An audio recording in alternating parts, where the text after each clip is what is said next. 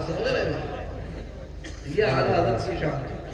تو میں نے عرض کیا کہ اس شہر کے تعارف کا ایک ذریعہ، ایک وجہ تو یہی ہے کہ اعلیٰ حضرت نے اس کے نواب کی اس خواہش و فرمائش کو رد کر دیا تھا۔ کرم مدح اہل دول رضا، پڑھے اس بلا میں میری بلا، میں گدا ہوں اپنے قریب کا، میرا دین پارے نہ نہیں۔ اور دوسرے تعارف اور پہچان کا ذریعہ راستہ یہ ہے اور اس کی ذات ہے جس کے عرس میں آج ہم اور آپ شریک ہو رہے ہیں، یعنی حضرت مفتی اعظم نانپارہ بلبل ہند حضرت مفتی رجب علی صاحب قبلہ رحمۃ اللہ تعالی علیہ۔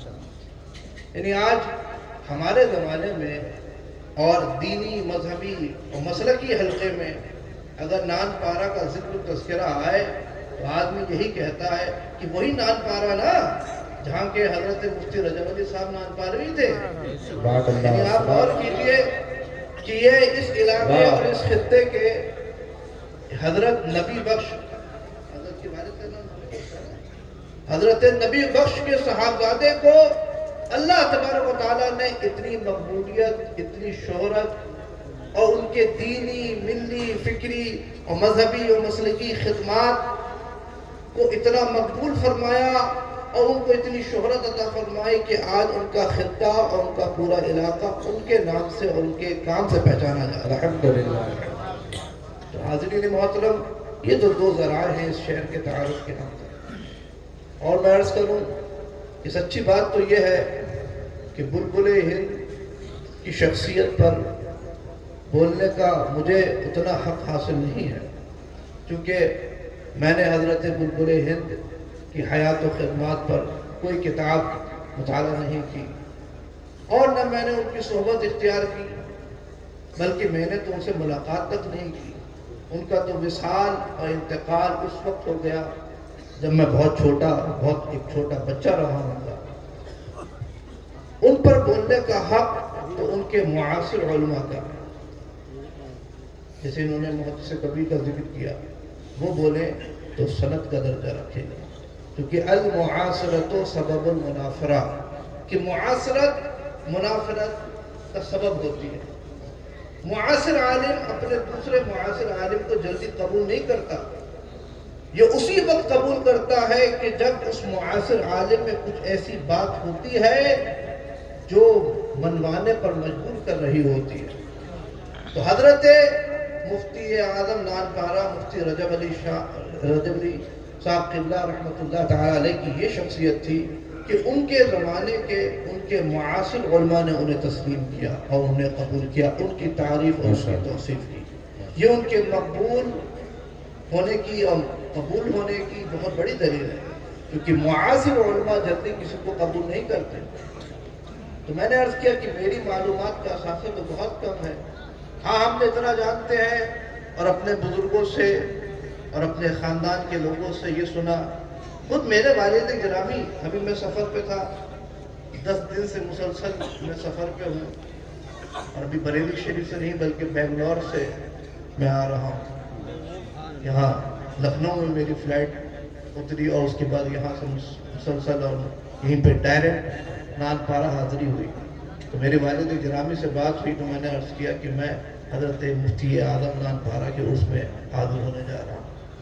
تو میرے والد گرامی نے فرمایا کہ وہ بڑی نیک اور پرہیزگار اور متقی شخصیت تھے۔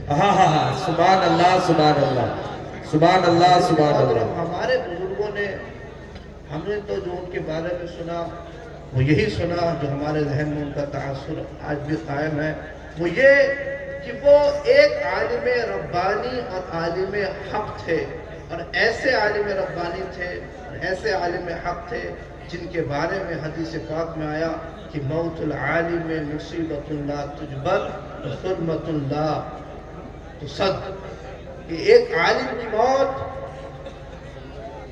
ایسی مصیبت ہے جو کبھی پوری نہیں ہو سکتی، اور دین میں ایسا رکھنا ہے جس کو پر نہیں کیا جا سکتا۔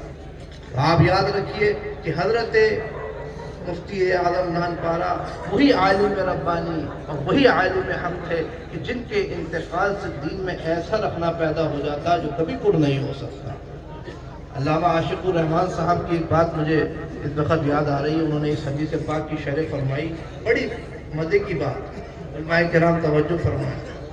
انہوں نے کہا بھئی یہ جو حدیث پاک میں ایک عالم کی موت کو دین میں ایسا رکھنا قرار دیا گیا ہے جو کبھی پر نہیں ہو سکتا, اس سے یہ نام نہاد عالم نام نہاد علماء مراد نہیں ہے.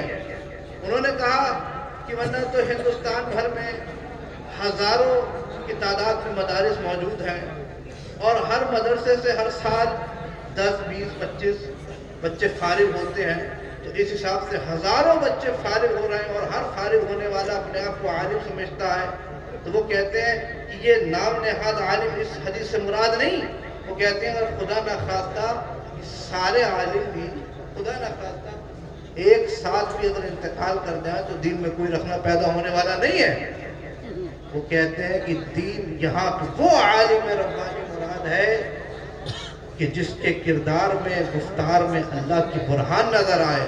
اور انہوں نے مثال میں جس شخصیت کو اور جس ذات کو پیش کیا وہ کوئی اور نہیں تھے, وہ ہمارے اور آپ کے پیر حضور تاج الشریعہ کے ذات تھے. سبحان اللہ. ایسے لوگ ہوتے ہیں, ایسے عالم ربانی ہوتے ہیں کہ جن کے انتقال سے دین میں ایسا رکھنا پیدا ہو جاتا ہے جو کبھی پر نہیں ہو سکتا. تو حاضرین محترم میں یہاں یہ عرض کرتا ہوں کہ حضرت مفتی اعظم ناتپارہ مفتی رجب علی صاحب قبلہ رحمۃ اللہ تعالیٰ علیہ بھی ایسے ہی عالم ربانی تھے کہ جن کے انتقال سے دین میں ایسا رکھنا پیدا ہو جاتا ہے جو کبھی پر نہیں ہو سکتا. ان کے کردار میں ان کے گفتار میں اللہ کی برہان نظر آتی. اب وہ جہاں گئے وہاں انہوں نے اسلام کا پرچم بلند کیا. میں نے خود بہت سے علاقوں میں بہت سے شہروں میں ان کی خدمات کو میں نے اب چشم سر ملاحظہ کیا. ناسک کی سرزمین پر میں نے ان کی خدمات کو دیکھا, ٹیکم گڑھ کی سرزمین پر میں نے ان کی خدمات کو دیکھا. اور وہ حضرات جو براہ راست ان سے فیضیاب ہوئے, ان سے میں نے ملاقات کی, ان سے ان کا تذکرہ سنا, تو ان کا عالم یہ تھا کہ مسلک اعلیٰ حضرت کی انہوں نے صرف تعلیم نہیں دی, رضا کا مسلک انہوں نے صرف پڑھایا ہی نہیں تھا بلکہ رضا کا مسلک انہوں نے پلایا تھا. جہاں گئے مسلک اعلیٰ حضرت کے پرچم کو بلند کیا اور اعلیٰ حضرت کے مسلک اور یوں کہیے کہ رضویت کو انہوں نے پلایا تھا. تو نے پی کتابوں سے, میں نے پی نگاہوں سے, بڑا فرق ہے ساقی تیرے میرے. عرص سرکار بلبل ہند, عرص سرکار بلبل ہند, عرص سرکار بلبل ہند. نگاہ مرد مومن میں وہ تاثیر دیکھی, بدلتی ہزاروں کی تقدیر دیکھی. حاضرین محترم, حضرت مفتی اعظم ناتپارہ وہی مرد مومن تھے جن کی نگاہوں کی برکت سے ہزاروں کو کی زندگیاں بدل گئی.